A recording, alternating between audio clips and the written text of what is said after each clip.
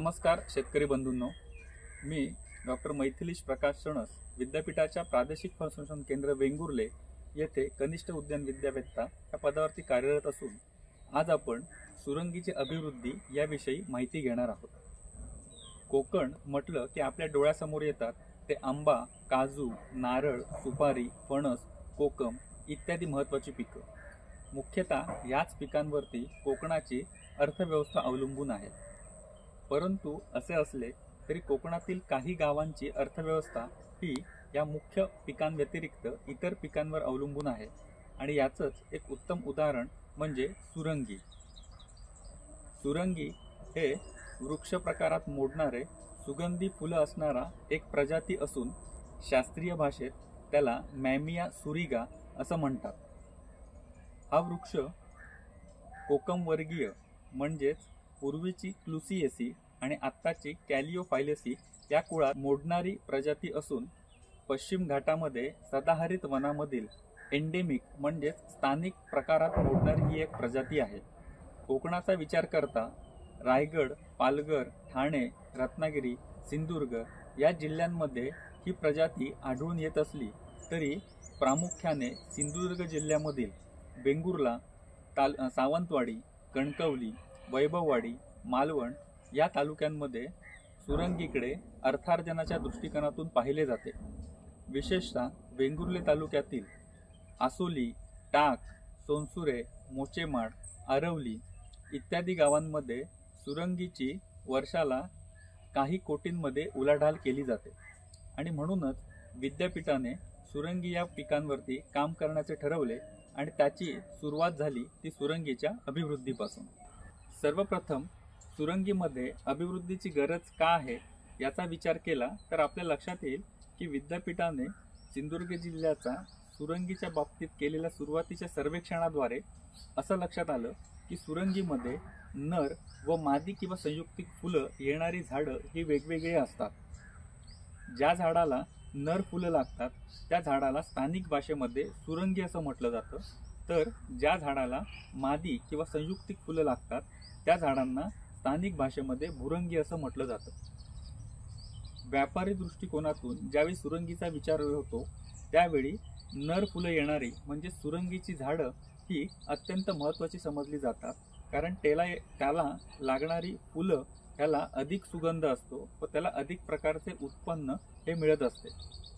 या व्यतिरिक्त भुरंगी या फुलांचा विचार केला तर तुलनात्मक दृष्ट्या त्याला कमी सुगंध असतो, त्याच्यामुळे त्याचा फार कमी प्रमाणात व्यापारी दृष्टिकोनातून विचार केला जातो।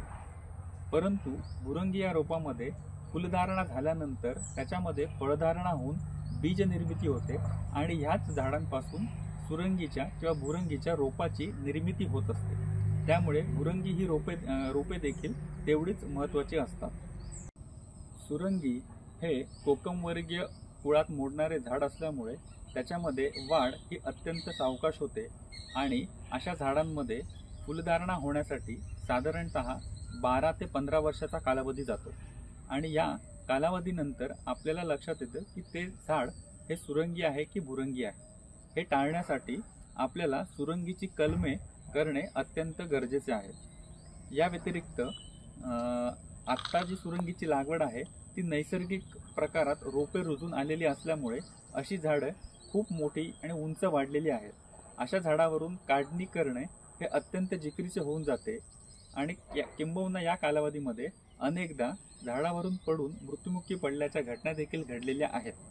हे टाळण्यासाठी सुरंगीमध्ये जर कलम झाले तर आपल्याला सुरंगीचा आकार हा मर्यादित ठेवता येईल, जेणेकरून सुरंगीची काढणी ही सहज, सोपी आणि सुरक्षित करता येईल। या व्यतिरिक्त भविष्यात जर सुरंगीचा अधिक सुवास असलेला, अधिक उत्पादन देणारा वाण आपल्याला प्राप्त झाल्यास त्याची वाढ करण्यासाठी, अभिवृद्धी करण्यासाठी आपल्याला सुरंगीमध्ये कलम करण्याची आवश्यकता आहे।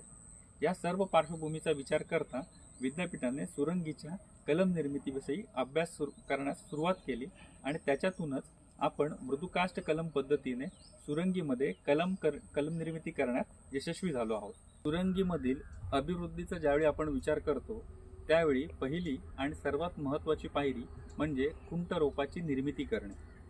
आपण मगाशी पाहिल्याप्रमाणे भुरंगीमध्ये फुलधारणा झाल्यानंतर फळधारणा होते आणि त्याच्यावरतीच बीज निर्मिती होत असते. अशा झाडांपासून मिळणाऱ्या बियांपासूनच आपल्याला रोप निर्मिती करावी लागते. साधारणतः मे जूनच्या दरम्यान अशी बिया झाडांवरती तयार होतात आणि त्या फुटून खाली पडतात. साधारण जून जुलैच्या दरम्यान अशा बिया गोळा करून पिशवीमध्ये रुजत घातल्या जातात आणि ह्यापासून तयार झालेल्या रोपांचा वापर हा कलम निर्मितीसाठी केला जातो. साधारणतः कलम निर्मितीसाठी खुंट रोप म्हणून सुरंगीच्या रोपांचा ज्यावेळी आपण वापर करतो त्यावेळी त्याचं साधारण वय हे 1 वर्षापेक्षा अधिक म्हणजे साधारण 1.25 ते 1.5 वर्ष वय असणं अत्यंत गरजेचं असतं. म्हणजेच साधारण जून जुलैला आपण सुरंगीची बिया रुजत घातल्यानंतर त्याच्या पुढील हंगामात जून जुलै गेल्यानंतर साधारण ऑक्टोबर नोव्हेंबर ते मार्च एप्रिलच्या दरम्यान ती रोपं बांधणी करता तयार होतात.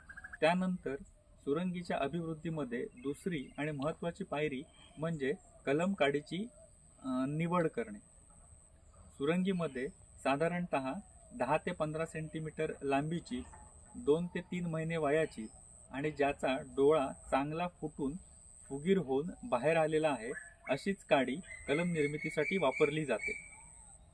चांगलं उत्पादन देणाऱ्या अधिक सुवासिक फुलं असणाऱ्या मातृवृक्षापासून कलम काडी निवडणे अत्यंत गरजेचे असते. अशी निवडलेली कलम काडी झाडापासून विलग करून ती कलम निर्मितीसाठी वापरली जाते. कलम काडी मातृवृक्षापासून विलग केल्यानंतर साधारण 1 ते 1.5 वर्ष वयाचं खुंट रोप कलम बांधणीसाठी वापरलं जातं. यासाठी खुंट रोपावरील शेंडा हा खुडला जातो आणि त्या ठिकाणी इंग्रजी व्ही आकाराचा छेद दिला जातो. या छेदामध्ये जी मातृवृक्षापासून विलग केलेली कलम काडी आहे त्याच्या बुडाशी पाचरीसारखा आकार देऊन ही कलम काडी त्या खाचेमध्ये खुंट रोपावरती बसवली जाते. यानंतर 100 ते 200 गेज जाडीची साधारण 15 ते 20 सेंटीमीटर लांबीची प्लास्टिक पट्टी घेऊन कलमांचा जोड आहे त्या ठिकाणी तो जोड ह्या प्लास्टिकच्या पट्टीने चांगला बांधून घेतला जातो. अशा प्रकारे बांधलेली सुरंगीची कलमे ही अर्धगोलाकार शेडमध्ये फुटण्यासाठी ठेवली जातात. साधारणतः महिन्याभरानंतर सुरंगीची कलमे फुटण्यास सुरुवात होते व कलम बांधणीनंतर साधारणतः 2 ते 3 महिन्यानंतर अशी कलमे अर्धवर्तुळाकार शेडमधून काढून बाहेर मोकळ्या वातावरणामध्ये ठेवली जातात. कलम बांधणी केल्यानंतर साधारणतः 9 महिने ते 1 वर्षानंतर ही कलमे विक्रीयोग्य होतात. अशा प्रकारे निर्मिती केलेली सुरंगीची कलमे शेतकऱ्यांनी लागवडीकरता वापरल्यास निश्चितच त्याचा उपयोग हा लवकरात लवकर त्याच्यामध्ये फुलधारणा होण्यासाठी होऊन अशा झाडांचा आकार हा मर्यादित राहिल्यामुळे अशा झाडांमधून सुरंगीच्या कळ्यांची काढणी करणे हे सहज, सोपे व अधिक सुरक्षित होईल. आपल्याला ही व्हिडिओ आवडली असल्यास नक्कीच लाईक करा, शेअर करा आणि कृषी संबंधित नवनवीन व्हिडिओ प्राप्त करून घेण्यासाठी विद्यापीठाच्या आपल्या या चॅनलला नक्कीच सबस्क्राईब करा. धन्यवाद.